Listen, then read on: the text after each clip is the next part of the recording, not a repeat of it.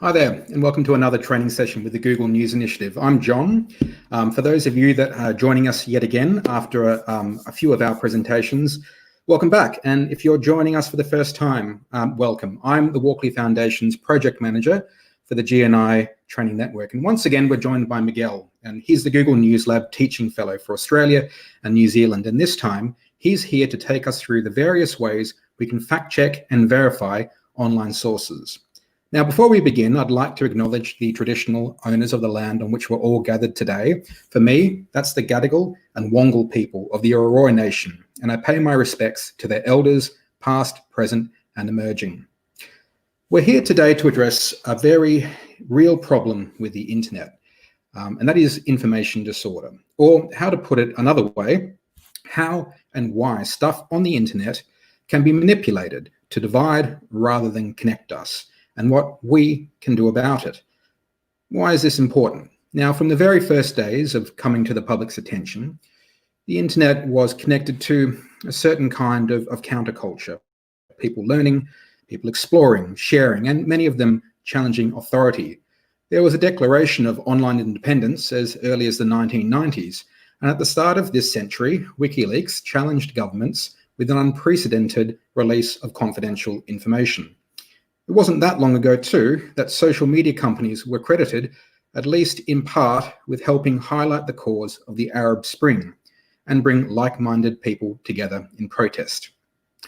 But look at us now. Since then, this idealized vision of only positive change has been tempered somewhat by the realization that our information ecosystem can be abused and is dangerously polluted.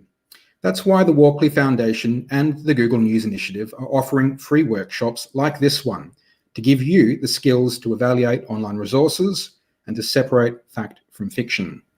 If you have any questions about anything covered in this workshop, just type it into the chat box and we'll do our best to provide an answer. And you can always contact us by emailing newslabsupport@google.com. And you can access step-by-step tutorials at any time and at no cost by going to g.co/news training.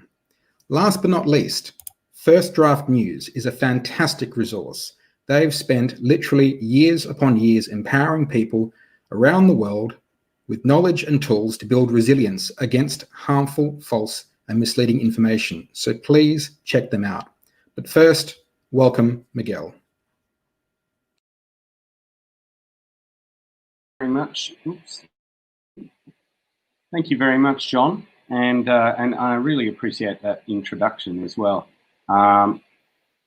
Hello and welcome to today's Google News Initiative training. And before I'd like to begin, I'd also like to start today by acknowledging the traditional custodians of these lands in which we meet and recognize their continuing connection to land, waters, and community. I pay my respects to them and their cultures and to elders past, present, and emerging. Now, just a little bit about me. I'm a journalist and a teacher trainer. I've worked on the internet now since 1994, putting out news for companies like AAP, news.com.au, Seven, and SBS. Thanks for joining us today. Now, as John said, feel free to ask questions during the live broadcast by typing into the chat box, and we'll try to get back to you. Now, today, we're taking a look, and look, I'll just also pop up my details up on the screen. Today, we're taking an introductory look at verification of images, people, and video online. It's very much an introductory session, but by the end of today's session, I hope you will know how to get started with reverse image search to verify pictures and video. Digital verification is an important new skill for all of us journalists and for others. It can be time-consuming and complicated, but with a few tools and some understanding about how those tools work, it can actually be a hell of a lot of fun. We'll look at a really useful tool, Google's Fact Check Explorer, which is a good starting point for any verification exercise. We'll also take a look at a range of tools to help you match images using search engines we've looked at in our search sessions. I'll show you how to use tools like RevEye, keyframe analysis tools, a very clever Amnesty collaboration with YouTube, and a tool to calculate where the sun's shadows fall. All very useful for debunking false or fake videos or images. And we'll also take a look at tools which you can use to find social media accounts to test out your suspicions about them. Now, I'm sure that when we're done, you'll be able to do a basic image and social verification check. So let's get started. First up, misinformation is being spread online all the time. Google's Fact Check Explorer allows you to easily browse and search for those fact checks. I'll just pop up the URL for that one on screen. These fact checks are produced by reputable news agencies and outlets around the world, and in Australia in particular, AFP and AAP are producing these. So for example, you can search for a politician's statement or topic, look at for instance, the latest research fact-checking on 5G and COVID myths.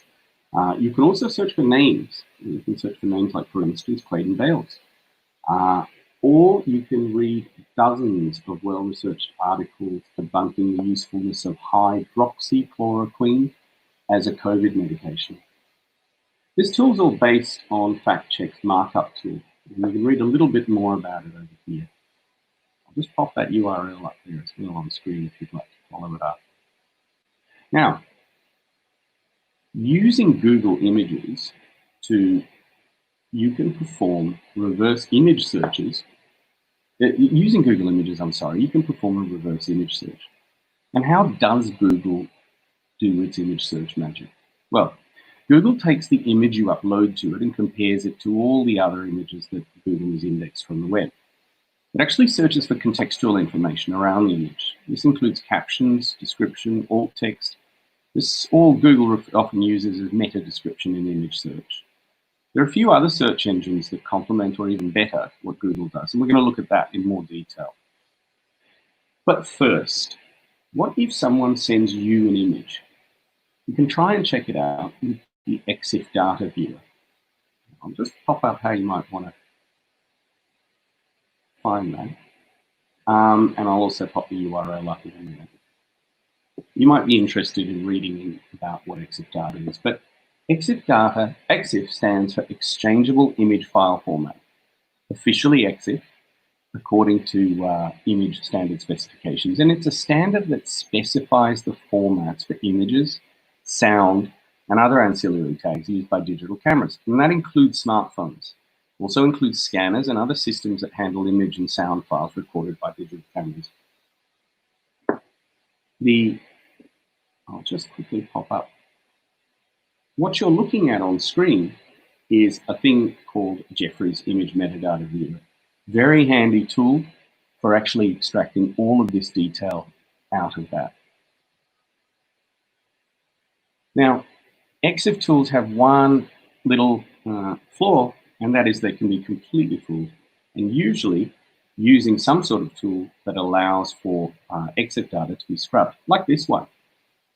This one was recently developed during the Black Lives Matter protests so that protesters could, on their telephones or on laptops, quickly delete metadata that was left on pictures and could also use it to scrub images of people on it. Very handy little tool for protesters wanting to stay anonymous. But so in a sense, what you're left with is your ability to match images, both for content that's in the images or indeed just for the image itself. And so now I'm going to talk you through a few other search engines that complement or sometimes better what Google does. First up, we have Bing. Now, Bing allows you to crop image results and highlight parts of images to search for a match. Let me just pop that URL up on the screen so you can have a look at it too. Yandex, on the other hand, as we've seen before, is a Russian search engine which has some rather special powers when it comes to actually finding new images, especially those out of social media. It has very special ability to recognize faces, landscapes, and objects in images. It's a very good tool. TinEye specializes in intellectual property violations and as such looks for exact duplicates of images. So which one do you use? Well, the answer is all of them. We also have this tool, the Revi Reverse Image Search Engine, will allow you to use all of those search engines plus Baidu, which is a Chinese language search engine, to search for images right around the internet. Now, I'm going to just demonstrate how to use those, but first, let me just pop up on screen how you can find that reverse image search icon. It's worthwhile giving you a couple of seconds just to Google it, and when you've got it, make sure you do try and install it. We'll return to it a bit later. That also gives me a chance to have a cup of tea. Now, next up, let's go back. Sorry, I'm still happy. And the idea with Revi is that basically it will meta search all of the other available search engines for you. Now, let's have a look at a few little examples. Back in January this year, Rihanna shared this image, which had earlier been widely posted on Facebook and other social media. But the image was actually a composite put together by Anthony Kearsey using satellite image and data that he overlaid from my Firewatch. And here's his explanation from his website of exactly what he was doing. The image essentially was a piece of art, which then got interpreted right around the web because it was taken out of context. So, and it was actually quite a good piece of art. So I'm just going to pop Revi's search link up on screen again, so you might have some time to download that. Now, by now, I hope you've downloaded it. I'll also share with you a short form for this image. So you can actually, a short URL, I'm sorry, for this image so that you can actually, hopefully, play along with me. Now, what I'm going to do is I'm going to right-click over that image, as you can see on my screen, and this is how Revi works. Select reverse image search, and I'm going to select all engines. These will then open these up as tabs, as you can see up here on my screen. So, I'm not going to worry about Baidu, it just doesn't seem to be working terribly well at the moment. I'm going to start with our Google image search results. So, Google, as we've discussed before, looks for contextual information around the image. So interestingly, lately, the discussion around it has focused around that this is visualization of Wi-Fi signals. And in fact, it's quite accurate. Down here, there's a BuzzFeed article talking about an artist whose project has looked to visualize Wi-Fi signals. And the project is actually called Digital Ethereal. So there's something we might want to search a bit later on. We've also got the artist's name, Luis Hernan. Let's return to that a little later on. I still want to show you some other results.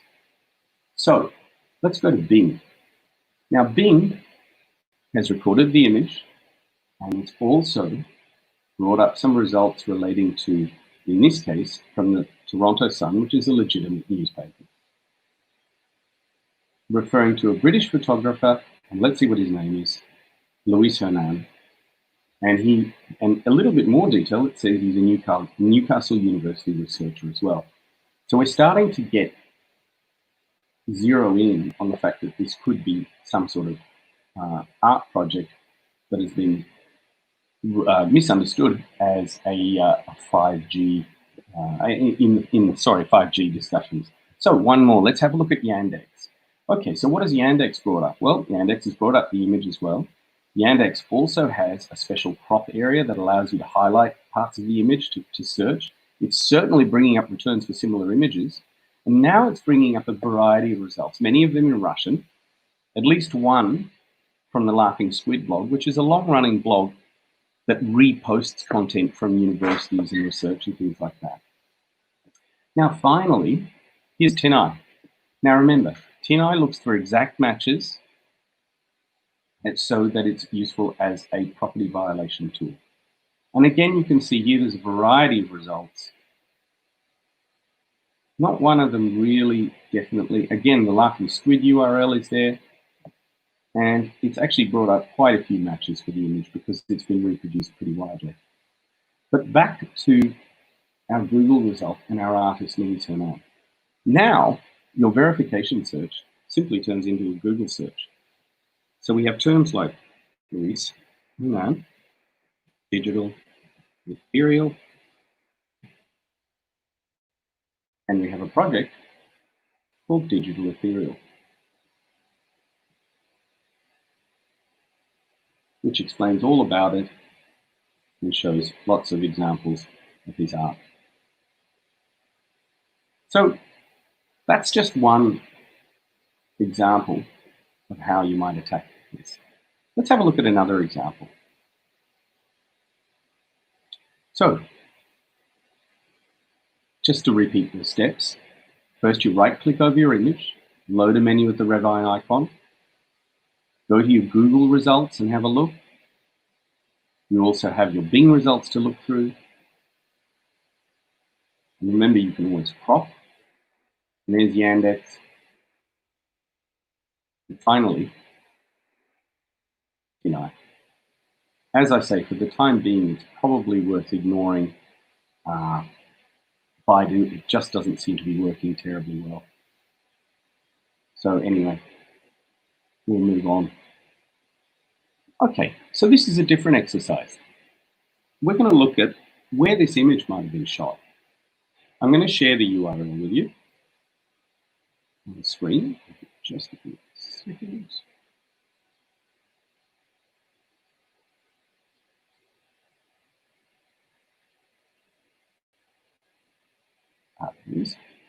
There you go. I'll give you a little bit of time just to load that URL up. Now, this is a different type of image search. Really what you're trying to do is identify objects and features of the image so that you can then find them using location tools like Google Maps or Streetview. Now, I'm going to talk you through this one, but what you might want to do initially is start to look at some of those features in the image. And let's have a look at them. Here's a few of the elements that we could use to find the location. You can see things like a Coles supermarket right next to a flight center and a Pizza Hut. Over here, we have a funny sign, with around a distinctive sort of looking sign of a building. We have what I think is a spotted gum. And plants, by the way, are a fantastic way to identify locations. We're going to do a little bit more of that in the future.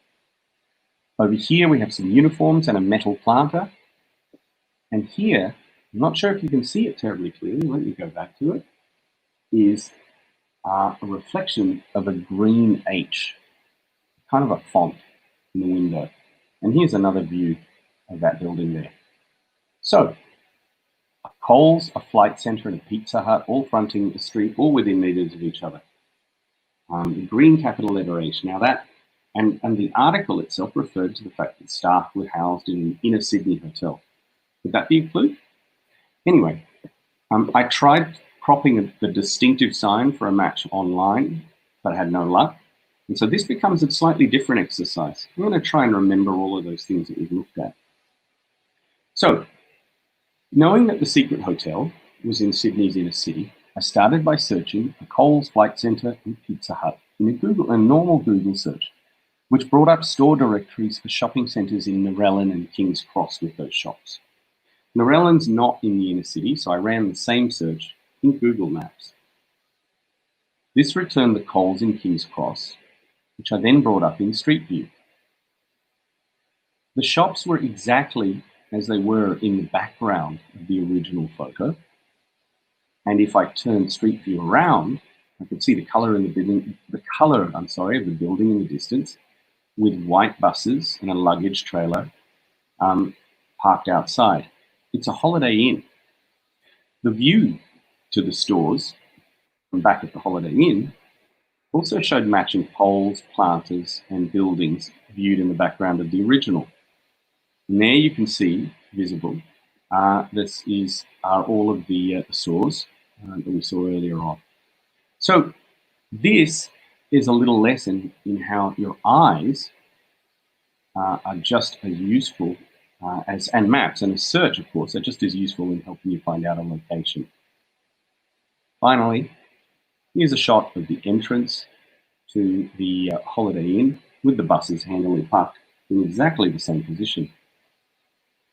And there's that green Holiday Inn sign reflected in the bus of a window. Now, it's a very quick little tour, but it's a way to show you that you can, step by step, work this out just by looking very closely at detail in photos. It won't take you minutes, though. Anyway, so next up, I'm going to show you a little bit of a section of a video. Let me just make sure, though, that I'm sending you a link to that video as well. Here it is. I'll leave you time to load that, but I'm going to click it through frame by frame to see if I can find any detail. Now, here's a great little tip for you. Pause a YouTube video and press the full stop to go forward one frame with a full stop, or go back one frame with a comma. Anyway, I'll just leave that YouTube URL up there for the YouTube short URL up there for you. So let's have a look at this video. I'm just going to switch to this. So here it is. I've paused it at 14 seconds, and I'll quickly play a bit of it. Actually, no, I won't. I'm going to advance it frame by frame. So, as you can see, moving frame by frame, there's a light tower. We're looking at things like that guardrail. A very attractive kangaroo, of course. Now let's move forward a little bit more. Let's see what we're looking at. Now we can see a wharf with boats. And yes, if you're good at spotting boats, that's a very handy skill to have. I tried zooming in on those to see if I could see any registrations, but with no luck. So right now I'm just looking at the architecture there of that wharf. There's another electrical tower. And there it starts to be some fairly distinctive looking things like street lighting. Here's a large car park.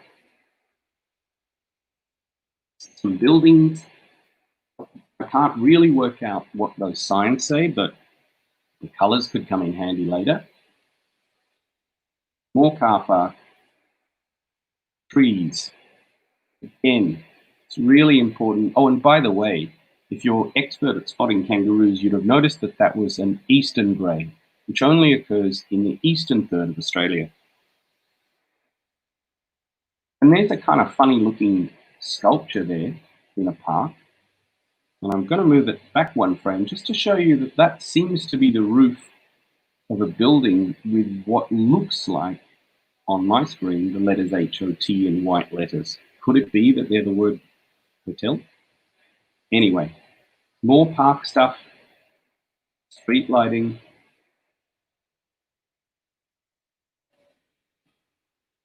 A playground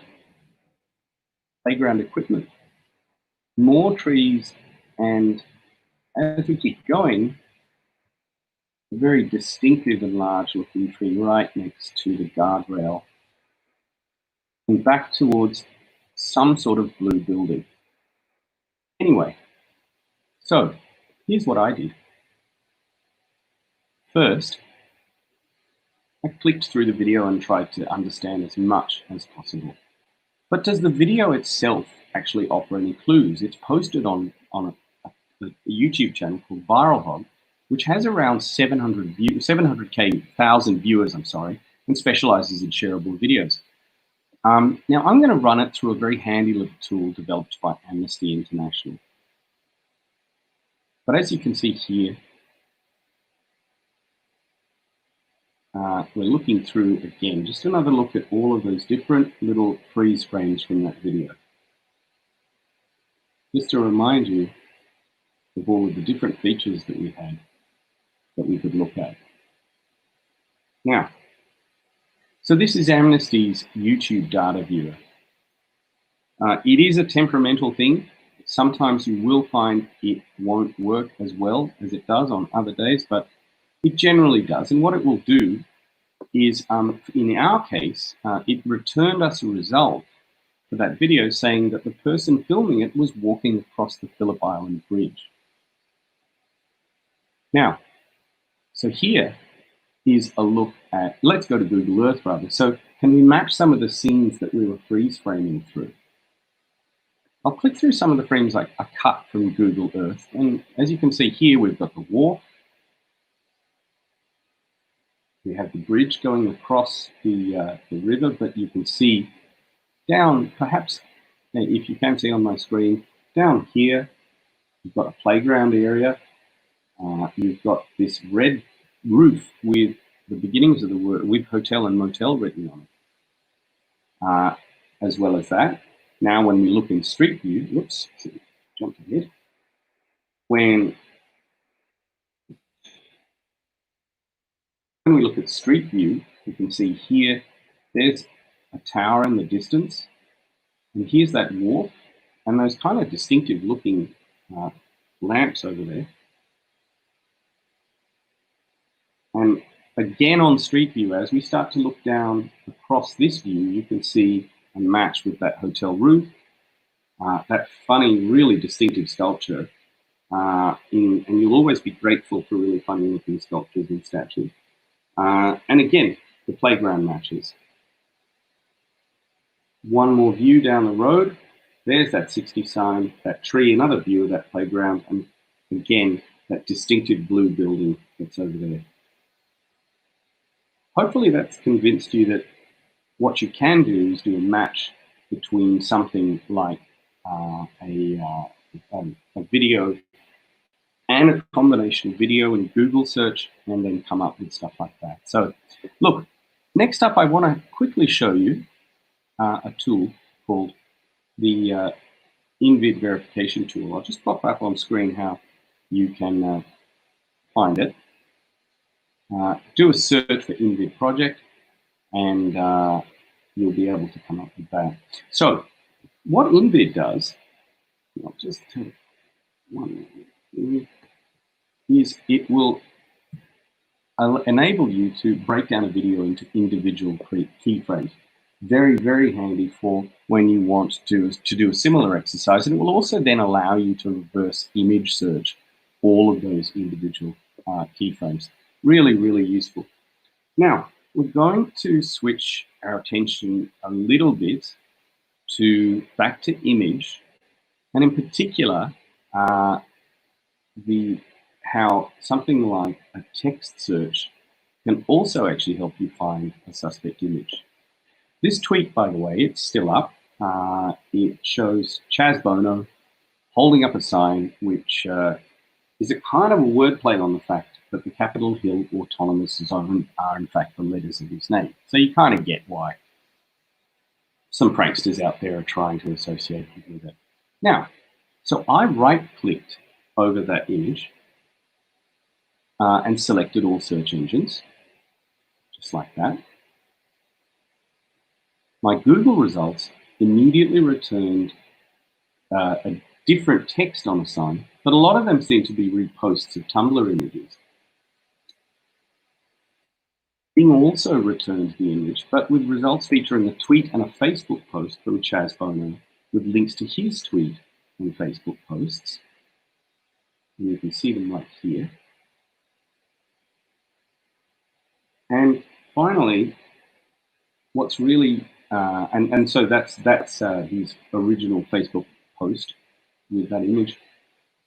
And one special mention is how unbelievably good Yandex was at actually recognizing Chaz Bono's face in a variety of images. But what about if we searched for the text in the sign on Chaz Bono?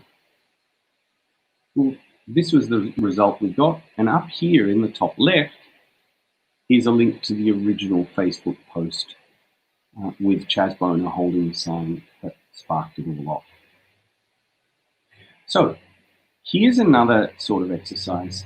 Now this one is a little bit more complicated, and I'll ask you to follow along with me as best you can. I'll try and do it a bit live, but I've also shared with you the short URL for the wind turbine, that you can see on your screen. I'm just going to give you a sec to load that up.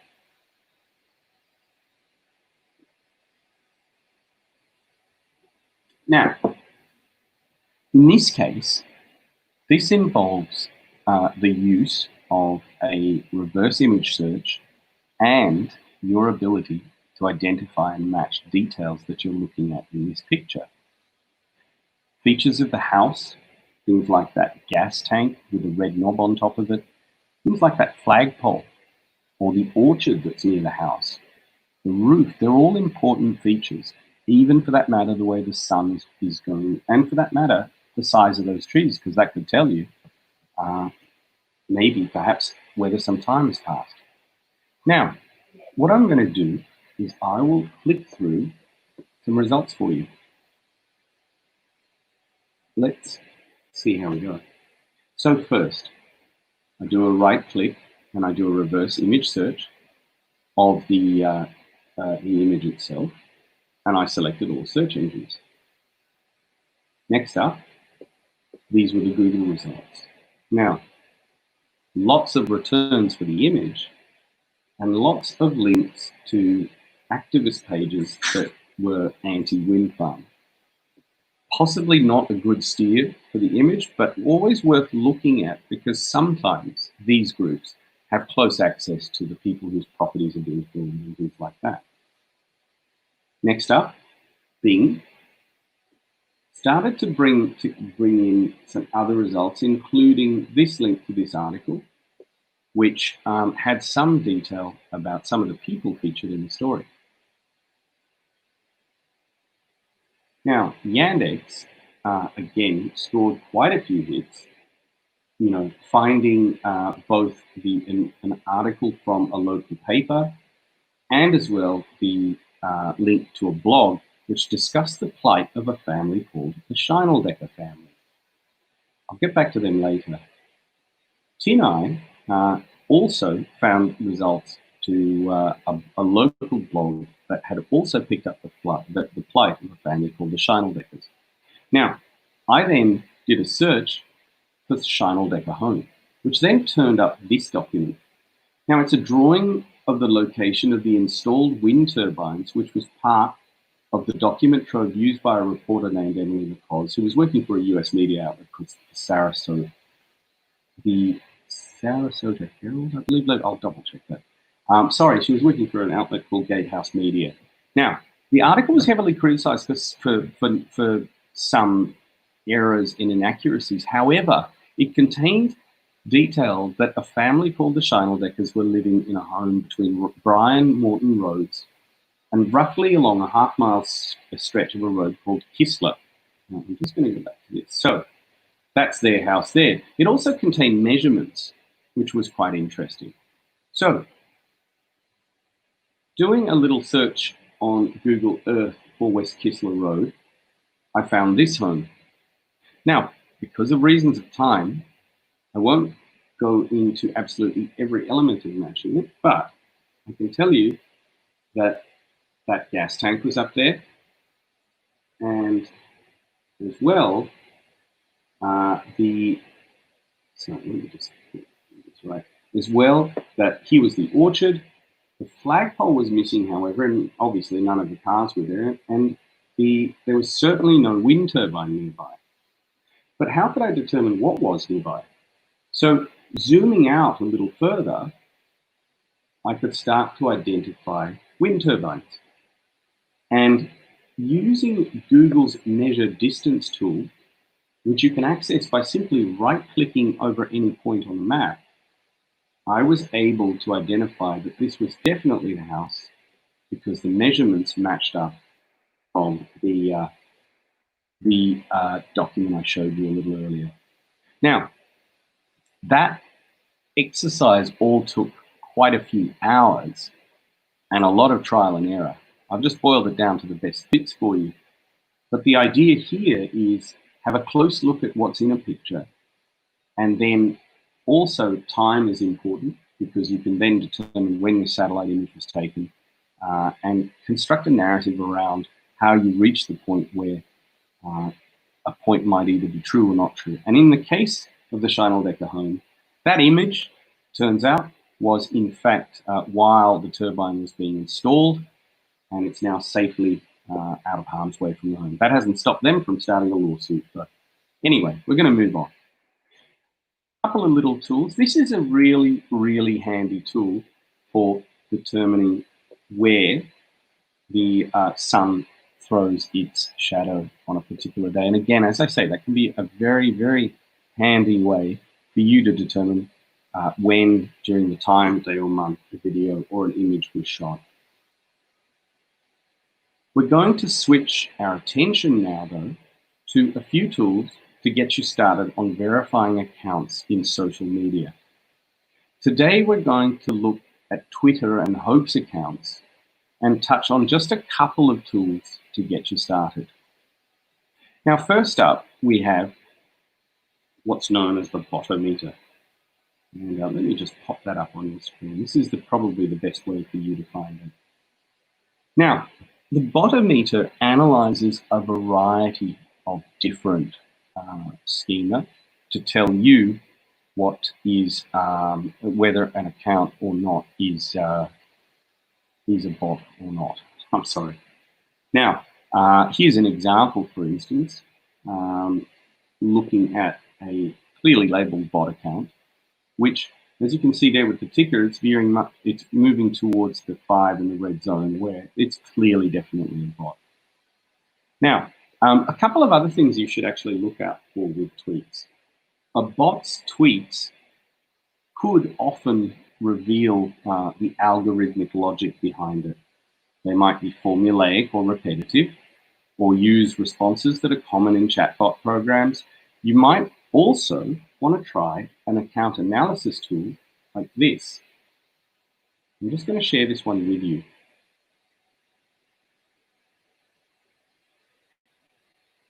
Now, what this tool allows you to do is to look at the rhythm of when tweets are sent. And I just want to draw your attention to this. Now, this was a Twitter account that I found lurking somewhere in some of the nasty replies I was getting and seeing. Whoops, let's go back to it.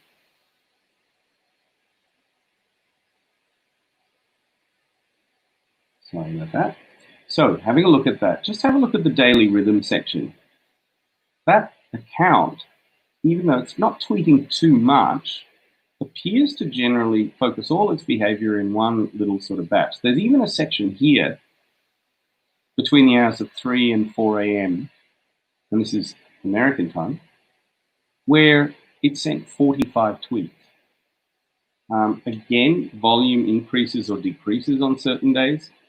And sometimes it's quite worthwhile sort of seeing, well, that could tell you something about whether it's a bot or whether it is just simply a troll account. Now, another great tool to look at is a thing called Twilets. Again, I won't go into huge detail, but Twilets has a free component which allows you to analyze tweets over time. And sometimes if, for instance, like an account tweets at an impossible rate, we're talking maybe dozens or hundreds an hour, sometimes that's a good sign that it's fake. Twilets is very good for loading this up and allowing you to do the analysis with, doing some analysis with this. So sometimes as well, bots are usually created with a certain sort of intention in mind. So they might also simply just repost the same link again and again and again, etc., etc. Bots may follow only a few accounts or may be followed by many others. That isn't always easy to tell. But again, rudimentary bots usually lack a photo, a link or any bio, but more sophisticated ones usually or might use a photo stolen from the web. So a great tip, if an account has a photo, reverse image search it. That's a good way for you to find accounts that might be linked, or alternatively, just find accounts that may well have used so much, have basically be a bot because they've harvested their image from the stock profile. Now,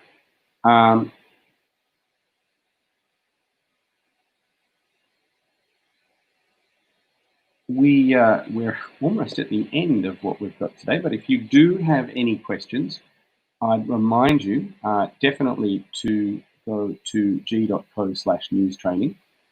And certainly if you do want to contact me, please do get in touch at D'Souza M. I'm on Twitter at Miguel D'Souza as well. And thank you very much. And I'll hand back to John Bergin now. Hopefully this has been useful, and we'll meet again sometime soon to do a little bit more verification. Great, thanks very much, Miguel. Look, everyone, I hope you enjoyed today's webinar and found it useful. Remember, if you have any questions about any Google products and services, or how the Google News Initiative is working with newsrooms and publishers across Australia and New Zealand, the email address is newslabsupport@google.com. They're open 24/7, so to speak. No question too big or small for them to handle, so just email away and they'll be happy to assist you in your query.